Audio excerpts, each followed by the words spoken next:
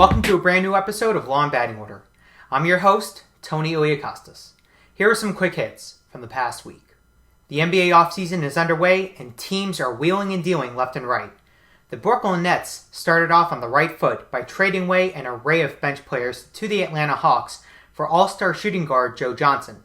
The Nets also fortunately re-signed point guard Deron Williams to create a strong backcourt with Joe Johnson. Another notable acquisition was former NBA MVP and point guard extraordinaire Steve Nash, signing with the Lakers to take control of ball passing duties for the team. And finally, the one and only Jeremy Lin has received an offer from the Houston Rockets, but recent news have come out that the Knicks have reportedly matched the Rockets' offer. If this is true, then Linsanity will remain in the Big Apple. If these rumors are false, then Lin will be headed to Houston, or should I say, Houston. Across the pond in England, the Wimbledon finals are underway and the matches have been great so far. For the women's finals, Serena Williams beat Polish tennis player Agnieszka Radwanska in 3 sets. This is Serena's first Wimbledon title since 2009 and her 5th Wimbledon title altogether. Meanwhile, for the men's Wimbledon title, Roger Federer will square off against Great Britain's own Andy Murray. This is Andy Murray's first Wimbledon final, so his matchup versus Federer is a very interesting one. At the time this was filmed, the outcome of this final has yet to be determined, but I think Roger Federer will pull off a win and escape with his 7th Wimbledon title. Last week, the All-Star Game rosters were announced for both the National and American Leagues for this week's MLB All-Star Game.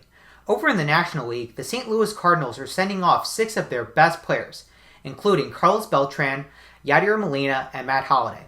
But over in the American League, the Texas Rangers are sending off 8 of their own, including Yu Darvish, Josh Hamilton, and Adrian Beltre. Be sure to tune in to the Home Run Derby on Monday and the All-Star Game on Tuesday, as this will be a really interesting All-Star Game festivity. Today's Order in the Court will be discussing criminal conspiracy in relation to the events that ensued at Penn State University with former football defensive coordinator Jerry Sandusky. Approximately 2 weeks ago, Jerry Sandusky was convicted of 45 counts of sexual assault of children in what has perhaps become the most heinous act in recent history. Sandusky will be in prison for the rest of his life. While we cannot ignore how incredibly disturbing Sandusky's acts were, the attention has now shifted towards Penn State University officials. Many people have wondered what went wrong behind the scenes at Penn State that allowed Jerry Sandusky to sexually assault several boys for so many years without it being reported.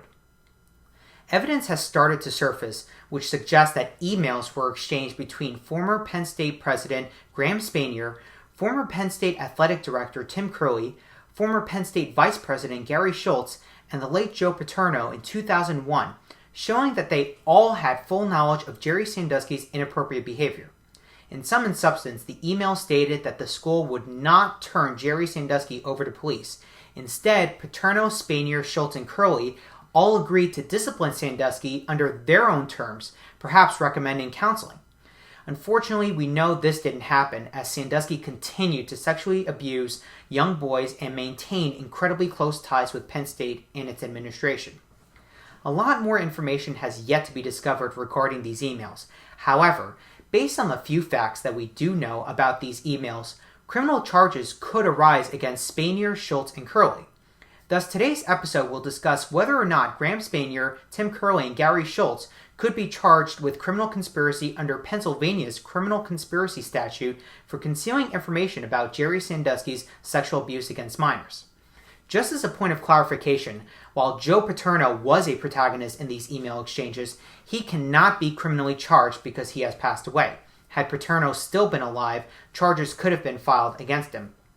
Also, Curley and Schultz were charged with perjury and failure to report allegations of child abuse 2 weeks ago, and a hearing is set for July 11th. However, this episode will cover a potential charge of criminal conspiracy if the state of Pennsylvania decides to go this route, as long as the statute of limitations for criminal conspiracy have not expired. Let's take a look at Pennsylvania's criminal conspiracy statute. Title 18 of Pennsylvania Statute and Consolidated Statutes, Section 903, spells out in great detail the offense of criminal conspiracy. Subsection A defines conspiracy as follows: A person is guilty of conspiracy with another person or persons to commit a crime if with the intent of promoting or facilitating its commission he agrees with such other person or persons that they or one or more of them will engage in conduct which constitutes such crime or an attempt or solicitation to commit such crime, or agrees to aid such other person or persons in the planning or commission of such crime or of an attempt or solicitation to commit such crime. The statute goes on to state in subsection G that conspiracy is a continuing course of conduct as to which the statute of limitations will begin to run either when its objectives have been accomplished or when the agreement is abandoned. Such abandonment is presumed if no overt act in furtherance of the conspiracy is performed during the applicable period of limitation by either the defendant or anyone with whom he conspired. It is also provided that an individual can abandon the agreement and thus start the running of the statute as to him even though others continue to pursue the objectives of the conspiracy. Such abandonment occurs when the individual advises those with whom he has conspired of his abandonment or when he informs law enforcement authorities of the existence of the conspiracy and of his participation in it. In the case of Graham Spanier, Gary Schultz, and Tim Curley, it is possible that they could be charged with criminal conspiracy. Again, the facts are scarce, but based on multiple news outlets that had access to the emails, it appears that Curley, Schultz, and Spanier were fully aware of Jerry Sandusky's inappropriate behavior. The emails were exchanged between the parties in 2001, after a graduate assistance report was filed in Penn State stating that he saw Jerry Sandusky sexually assaulting a young boy from his Second Mile organization. While the facts pointed to Sandusky's guilt in this occurrence, Curley, Schultz, and Spanier, all of whom are Penn State administrators, chose to cover up the acts and instead take matters into their own hands. They, under no circumstances, wanted to turn Sandusky over to the authorities.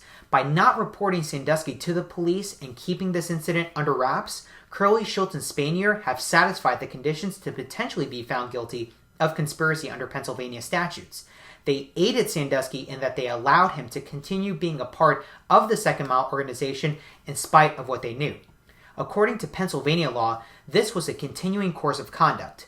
These email exchanges occurred in 2001, and 10 years later, Sandusky was arrested after 10 victims came forward to say that they had been sexually assaulted on Penn State grounds when they were a part of Second Mile. Concealing this information and not reporting this incident to the police could potentially lead to conspiracy charges being filed against these men by the state's prosecutor's office. That's a show. Leave all your comments down below and be sure to visit Law and Batting Order at lawandbattingorder.com as well as on Facebook and Twitter. Till next time, have a great week, guys.